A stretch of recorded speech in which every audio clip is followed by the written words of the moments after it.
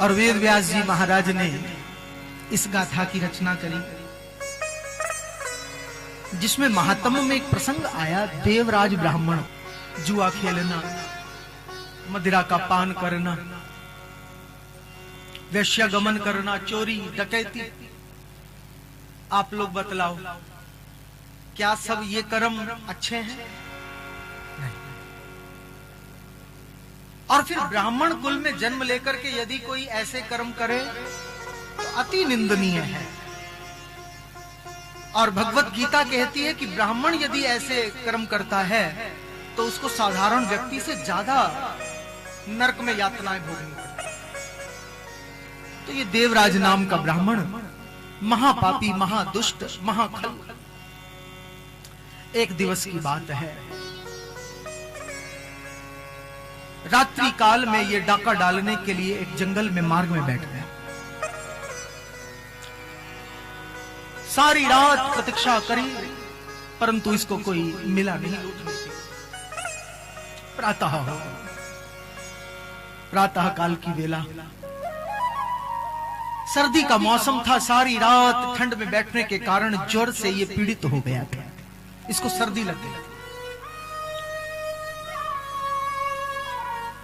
जब व्यक्ति को ज्वर होता है, बुखार होता है, तो उसको खाने पीने की इच्छा नहीं रहती, शरीर में जान नहीं रहती। ज्वर से पीड़ित ये देवराज उस जंगल के मार्ग से चला जा रहा था। तभी इसके शरीर इतना निढाल हो गया, इतना निढाल हो गया कि अब तो एक कदम भी इससे रखा नहीं जाएगा। अब तो इसने सोचा, अब मैं आगे नहीं जा सकता हूं। तो तुरंत ये नजर घुमाई, एक मंदिर पर दृष्टि पड़ी और जाकर के मंदिर की चौखट पर बैठ गया। संयोग की बात कि वो शंकर जी का मंदिर था और श्रावण का चल रहा था मास। सावन का महीना, शंकर जी का मंदिर द्वार पर आ गया है। महापापी, कभी पुण्य कर्म शुभ कर्म किया नहीं है, लेकिन भीतर ब्राह्मण बैठ करके शिव महापुराण की कथा गा रहे हैं, शिव शिव नाम गा रहे हैं। तभी ये द्वार पर बैठा बैठा कथा को श्रवण करता रहा। एक मास भर तक इस ब्राह्मण ने उस कथा को श्रवण किया। ज्वर से पीड़ित था, खाया पिया जा नहीं रहा था। जैसे कैसे एक महीना बीता और मास भर जब पूर्ण हुआ, शरीर से प्राण निकले, तो बंधुओं इसको यमदूत लेने के लिए आए। पर यमदूतों को आकर के रोक दिया भगवान शंकर के गणों ने। तो गणों से पूछा, महाराज आपने हमें रोक क्यों दिया? ये ब्राह्मण तो बड़ा पापी था और इसको तो पीड़ा मिलनी चाहिए, नरक में जाना चाहिए। तो भगवान के गणों ने कहा, शिवम कल्याणम ददातु इति शिवदम। शिव पुराण कहती है, शिवम कल्याणम ददातु इति शिवदम। जो केवल कल्याण ही करना जानता है उसको शंकर कहते हैं। वो कल्याण के सिवा कुछ और नहीं जानता। कई लोग कहते हैं कि भगवान शंकर का तो क्रोधी अवतार है, उन्होंने क्रोध में आकर के कामदेव को जला दिया। परंतु आज मैं व्यासपीठ से आपको स्पष्ट कर देता हूं कि भगवान शंकर का क्रोधी अवतार नहीं है। आप लोग स्तुति करते हो कर्पूर गौरम करुणावतारम। कौन सा अवतार? कृपा का अवतार, करुणा का अवतार। तो शिवम कल्याणम ददातु इति शिवदम।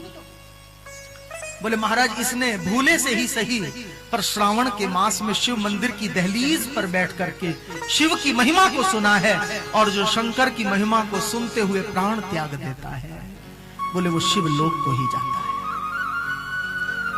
तब भगवान के गणों के साथ ये देवराज भगवान के धाम को गया और इसके नेत्रों से अश्रु उस समय रुक नहीं रहे थे, बहुत रो रहा था। और रो रो रो रो करके भगवान से कह रहा था कि हे प्रभु, हम पाप करना नहीं भूलते और आप हो कि कृपा करना नहीं भूलते। हम कदम कदम पर पाप करते हैं और आप कदम कदम पर कृपा करते हैं। कितने दयालु। मुझ जैसे महापापी को भी महाराज आपने अपने चरणारविंद में, अपने शिवलोक में बुला लिया। प्रभु ने कहा कि ये मेरी कथा की महिमा है। हरि से बड़ा हरि का नाम बोलते हैं, शिव से भी ज्यादा महिमा शिव के नाम की है। और बोले इसने नाम गाया तो नाम के कारण भगवान शिव के लोक को ये प्राप्त कर गया। तो मेरी माताओं, प्रिय बंधुओं, एक बात याद रखना, तुम लोगों को भागवत की कथा बार बार सुनने को मिल जाएगी, राम जी की कथा, रामायण बार बार सुनने को मिल जाएगी, लेकिन ये शिव महापुराण की कथा तुम्हें बार बार नहीं मिलेगी।